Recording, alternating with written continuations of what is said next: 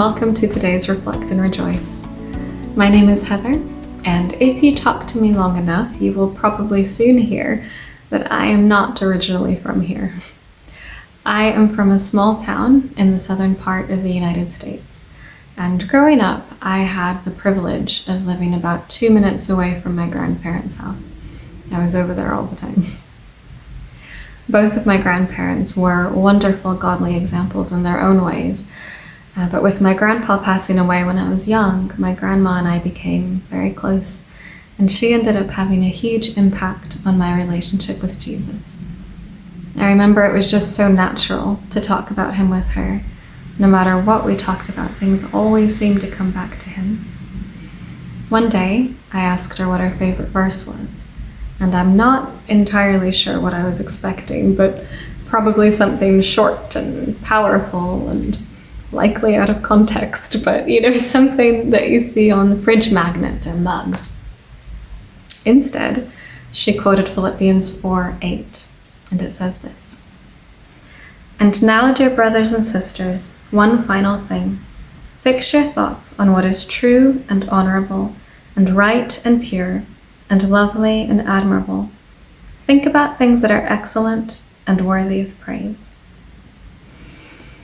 Now, if you've been walking with Jesus for any amount of time, this verse might be one that's familiar to you, and for good reason.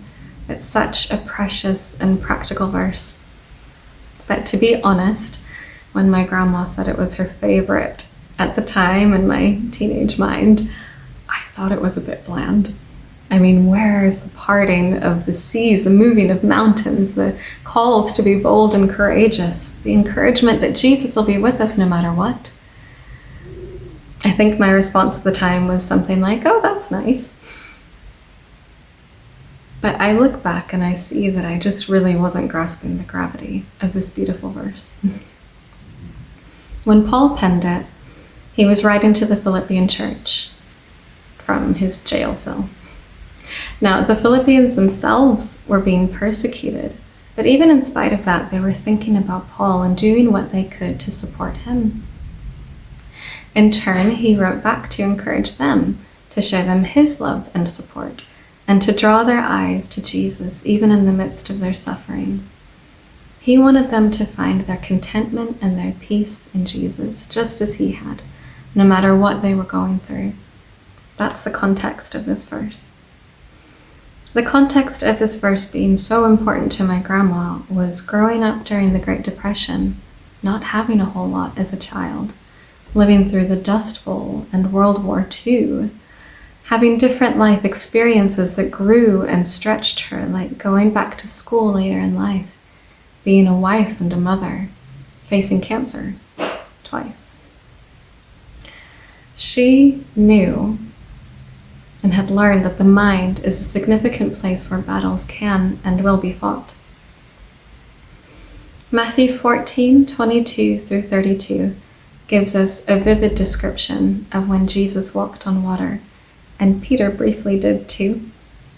It was when Peter lost sight of Jesus, when he became distracted by the wind and the waves, that things started to go wrong for him. It can be that way in our minds too. When we lose our central focus, when we allow our burdens and our cares and our circumstances to take that place, that's when we can start to sink. When I was typing this talk up, I accidentally wrote the word stink instead of sink there, but I think there is some truth in that as well. I am older now, and I've had and am graciously having my own life experiences. And I realize more than ever now how important it is to keep my mind and my thoughts fixed on him. I think with every day I'm granted, I'll learn it more and more. So, my dear brothers and sisters, whatever you may be walking through, whatever you may be facing, whether you are on top of the mountain, figuratively speaking, or in the darkest valley, fix your thoughts on what is true and honorable and right and pure and lovely and admirable. Think about things that are excellent and worthy of praise. Think about the author and the finisher of our faith. Think about his love and his goodness to us, his grace and his mercy. Think about Jesus.